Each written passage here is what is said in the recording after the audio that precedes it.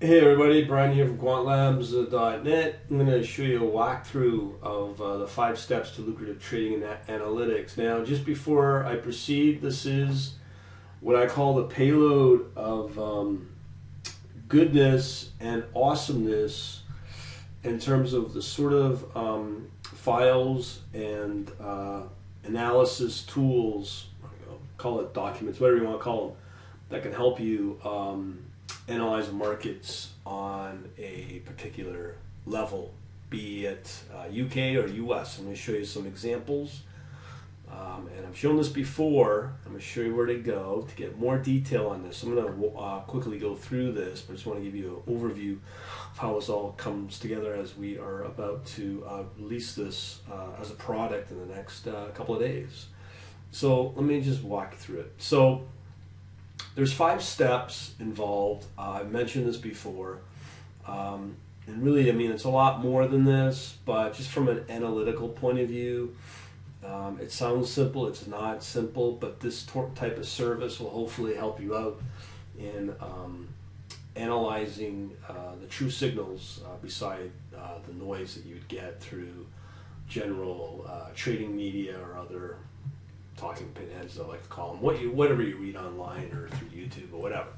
So in order to get more info on this service, if you come to the site quantlabs.net, just come under analytics anywhere on the site, they'll bring you to this set of videos. I mentioned before, these are the detailed videos of what I'm going to show you, so you can definitely go through these at your own leisure.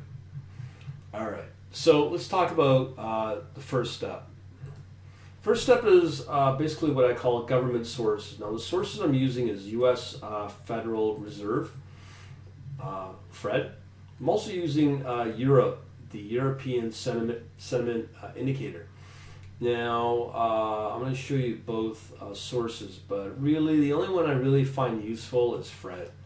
I'm just doing the ESI just more for just general purposes, more for general knowledge, I guess. But from a practical trading perspective, at least from a automated trading, FRED is more useful because you're going to be trading more in the U.S. markets. And England, UK is it's not as many choices, but it's definitely better than most of the other countries in Europe, especially the Euro community. I always get these two confused. There's only 13 marks. I'll go through that in a bit. Okay, so let's talk about that. Now, this is where you get all your government data.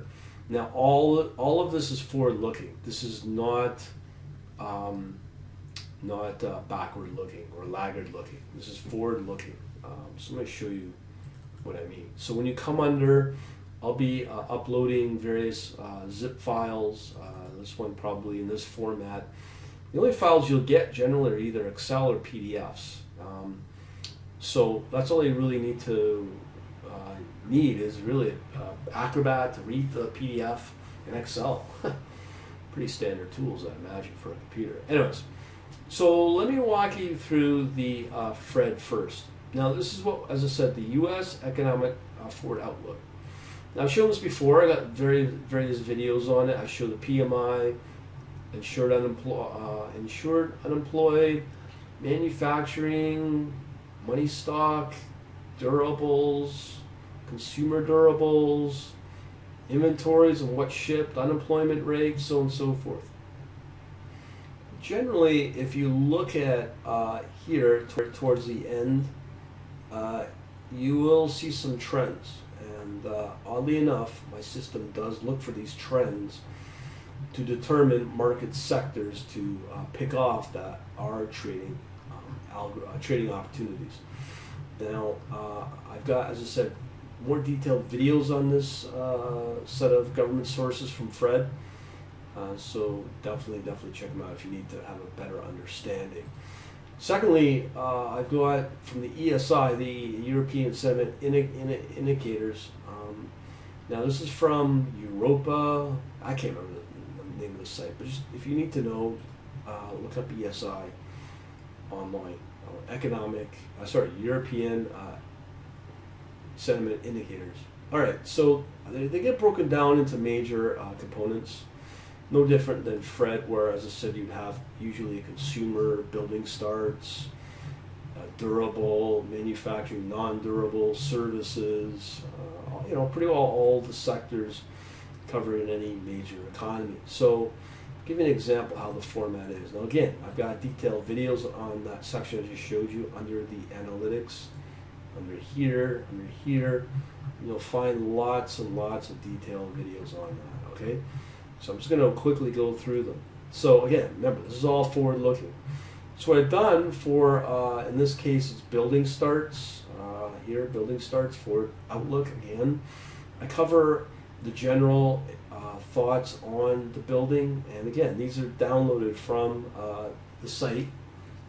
Again, I got videos on that, and you can see I break it down into each major European country: Austria, Belgium, Denmark, Finland, France, Germany, Greece, Italy, Netherlands, Portugal, Spain, Sweden, UK. Okay, so now here's the difference between all these other countries in UK. Because they have the euro currency, and UK has its own currency, obviously the Great British pound. These are two separate economies from a fiscal point of view, and those are two different trading opportunities. But at the end of each report, I will give a short and a long view for that particular sector. Now, I want you to watch here as I pull up each report. You'll notice that Sweden comes up for the long view, and the short view will be whatever country, which is usually the worst economic situation for that particular target. So you can see it saying short Portugal. Now, when I looked at these numbers 2 months ago, being the end of December 2014, these numbers I'm going to show you are getting worse and worse throughout Europe. So, not looking good. A few months ago, it wasn't as bad as this, but just put that out there. But again, remember to watch Sweden. Okay, so that's building starts. So let's get back. So now we're going to take a look at the consumer. Everything's the same style. The general European area consumers. We break it all down by country again, as I showed you earlier. But again, here's the short view on the consumer. Greece is not very good, but again, Sweden's got the long view. But look at that metric, 17. That's pretty strong. What do we got for the next report? Retail. So this is an indicator of obviously the consumer within Europe as a whole, specific broken down by countries. So you'll see some are down, some are kind of coming up, but if you ever were interested in the long and short, you have it right here in Sweden and Finland. Surprisingly, Finland's the weakest for retail. Okay, so what's our next report? Services. Oh, wrong one. Now, all these reports are available for download. So again, we got Austria, Belgium, so on and so forth. What's the view of each? Again, you'll see Sweden always comes in as a long view, and it's quite interesting. Okay, so that's step one in this set of phases to get trading ideas. So that obviously leads us into step two, which is selecting our market sectors for trading idea generation. What do I mean by that is pretty simple. Now again, remember all those government sources I just showed you are all forward-looking. These are not lagging. So basically there's two components here. Let's say there's two samples I want to show you as part of this. You'll get a lot more out of this. This is just simple samples of what you can get. So for the US, let's say this system selected trading idea category for the aerospace, defense, product, and services market category. Okay, so now this is a Excel spreadsheet, and this is what it looks like. So it's going to scan all those trading opportunities, all sourced out from Yahoo Finance. And what it does, now to do this manually for a human would take quite a long time. But what you get is you get the full stock name, the exchange, the country. Now here's some statistical information. I'll show you some of that in a bit, some more detailed. But you can easily get overwhelmed by this. But I just add this just in case you wanted it. So we have mean, standard deviation, variance, and skewness. So all the statistical components. Top of that, we also include part of fundamental. Now this is fundamental. This is guidance from the actual company themselves. Generally, you want to look for the company that has the highest guidance, like these guys here. Because if they feel good about their stock, they're going to have a very good guidance using their EPS, earnings price per share. So that's earnings price current. Next year, we got next quarter. And then we also do a measurement on the market cap. Now that's for liquidity purposes, fill rates and whatnot. And of course we include the ATR, the average true range. Now this little piece here is also important again for testing liquidity, forward-looking volatility. This is implied volatility, meaning trading through using the options chain that's available through Yahoo Finance. To get access to this is not an easy step, but we've managed to do it. This will be working in no time. But usually you do want to stick with companies that do have obviously a big market cap and that has volatility, implied volatility, which means they have options data. So that means that they are a liquid company that you would probably want to try out to use as part of your trading idea or opportunities.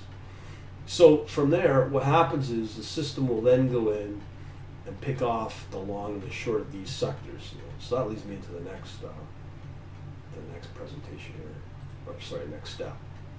So the next step obviously is using the risk metrics. These are the actual risk metrics that you can use. So essentially what we're using implied volatility is one metric.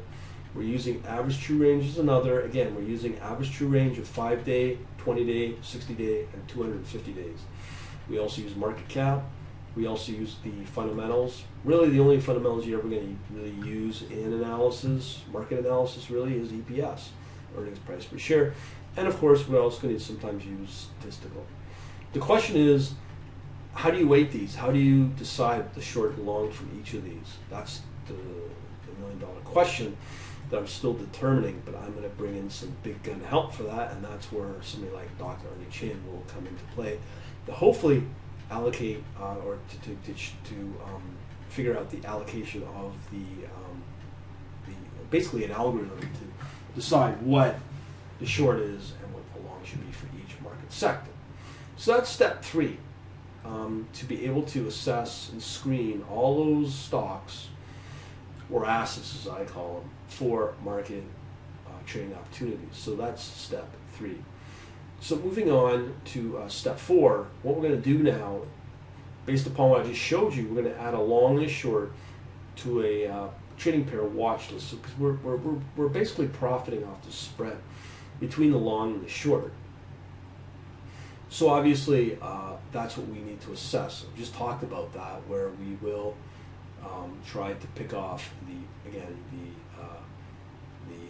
long and short of each. But I, of course, have PDFs for that. Not only do you get the spreadsheet of all those metrics as part of the risk assessment, you can do that on your own. I provide that, but I do have a report that will showcase that.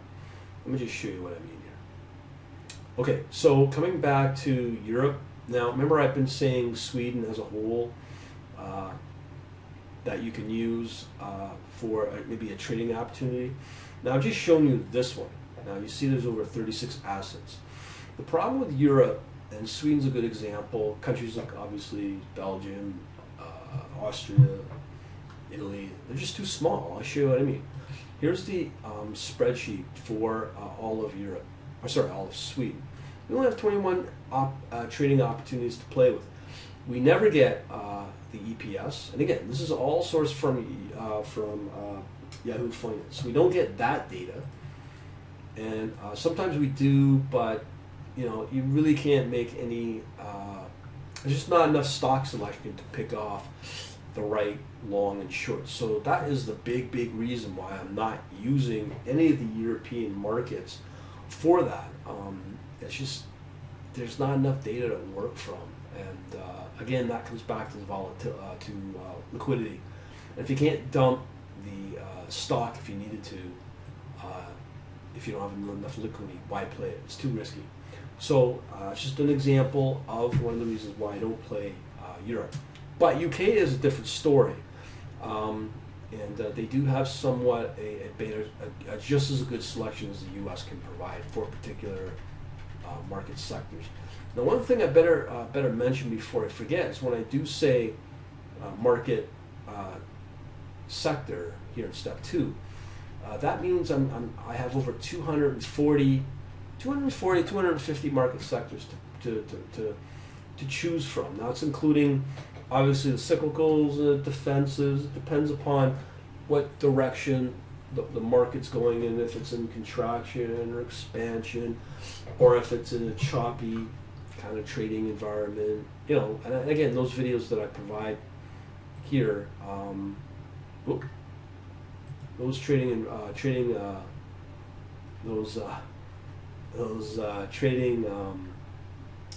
videos, or those videos here, fully explains that. Okay, so there's that. All right, so we've done the screening using those risk metrics I showed you in that Excel spreadsheet. From there, we try to pick off the right long and short for each trading pair, and then, as I said, we add them to a watch list. Okay, so as part of the stock selection process, I do have some reports that I use that will walk you through the process of what stocks will be used, like for the long and short. Okay, so there's all that. Now let's get on to the next step. Now again, the watch list. So we have our long and short, and now we have to look at our watch list. Now there's two parts of the watch list. There's a spreadsheet. So do this guy here. So in this case, there's only 3 pairs, really. This one, the system added these two, the long and the short, and also tracked out the long entry and the short entry as a reference point on when these two got added to this watch list. From there, we do that, as I said, as a measuring, and then we can measure the percentage on the difference, and we can do the same across the board, and that will tell us with the spread on when to go in if that opportunity allows to put that position on. Okay, so that's the last step. Okay, so what happens then is I'm looking at another system. If you have not seen my videos on Trade Manager, I'm looking at that as a piece of software that is to be used for actual execution. So basically, what I'm planning to do is an open source trading platform, and I'll add to the watch list and then be able to use the system for execution and have further custom trading strategies running as those assets are put onto the watch list and entered into the system. So if you're interested in that, do check out these videos on my blog, okay? Because I'll be most likely, the way it's looking, using this. It's quite good. It's open source and it's Java, and it should fit a lot of my needs. Originally, I was going to do that with the current system with the MATLAB, but I've decided that might not be. I mean, I can track it, but with the position management, I still probably will provide those. But again, you'll be able to see all those videos in this section here. I've got a whole slew of position management documents as well that I've added. It's giving you the high level in this particular set of videos, or this particular video. So there's that. So we add on our position, and that's pretty well where it sits currently for this analytical system. The system here, using this platform I like to call the AK-47. Got a little fun trailer and all that. All right, so let me get back into the PowerPoint. All right, so I've included some of the bonus material as well. Hey, I'm not an active trader myself.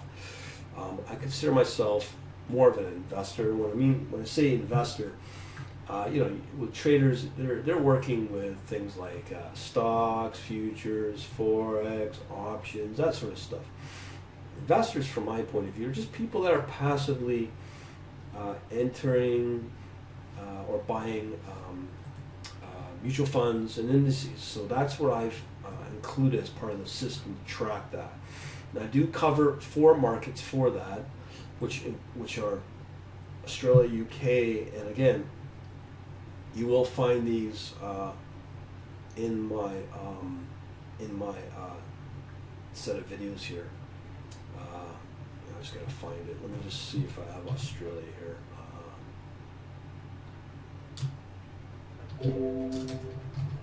There we go. So if you come here, you'll be able to find it, and then you'll get samples of those reports. And again, I've got a U.S., Canada, England, Britain, Australia covered for that. And that's again both mutual funds and indices. So that's pretty cool. So even if you're just an investor, it's a great tool to use to break down your analysis. As I said before, I'm not trying to sit here and compete against Bloomberg or Morningstar. This is just for my needs, and I think one of the key ingredients to being a good trader is to be able to have your own system, your own whatnot, that you can control and own and be able to verify your own data. That's what the system is about. All right, so that's one extra little thing. Now, on top of that, there's a lot of people that keep asking me about statistical analysis on the trading assets. Now, at any point, I can choose which assets I want to watch, and if it's in Germany, for whatever market sector, I can track that. I also can add in statistical analysis as well. So in my case, I measure how many positives and negatives there are for a particular time period, the frequency of it. I also give the mean, the standard deviation, I give the upper bounds, the lower bounds of the time series. I also give, same with the lower and upper bound of the standard deviation, again the skewness, the kurtosis, the actual asset obviously, and some other statistics as well. So if you go towards the end, the cool thing about these is that you'll get a distribution of all these data points. So things that you can typically see in your when you run this type of statistical analysis on these particular assets. Right now, I only add these to my watch list because, again, I just don't want to overwhelm people. You only want to focus all this data on those assets and those trading pairs that are interesting. So I can customize it however most people want, but right now I'm just trying to keep it somewhat simple. But as you can see, you can easily be overwhelmed. So again, that is just in a nutshell how things come about. Right now, the monthly rate, I'm keeping it purposely disgustingly cheap. It's only $40 per month. So if you are interested, I do only charge $1. Now I would typically have a free month, let's say, a trial. But usually, from my experience, you always get the leeches that will just go out of their way and get new emails just so that they can have the system for free and forever. So this dollar is just a form of a little commitment on your end to show that you're serious and wanting to look at this product instead of just trying to do it for free forever and ever. Amen. So hopefully this will help you out, and it's good enough. Over time, this will have to be radically improved in terms of the reporting, what is reporting, and maybe the description. You tell me. I'm highly interested to improve this, make it better for people, make it useful. But as I said, I do want to keep it really, really affordable and the other end of it. This is geared towards newbies, be it day traders, investors with they're about to retire, people that are retail traders and whatnot. It's the same principles that I use for my system. The next round, I'm going to call it round 2 for live trading. So this is something I'm really looking at, and also includes a lot of the risk management, as I said, as some of these risk measurements that I've included, of course, using statistics, EPS, earnings price per share, market cap, ETR, average true range, and implied volatility. So those are my risk measurement metrics as part of my risk management before it gets added to the watch list. And of course, on positions and whatnot, portfolio balancing and all that stuff, there is a risk manager as well, using something called Kelly criteria. But that's part of the system as well down the line. But here's all the videos. Hopefully that will help you out making the right decision on where you want to go with this. Other than that, talk to you later, and let me know what you think. See ya.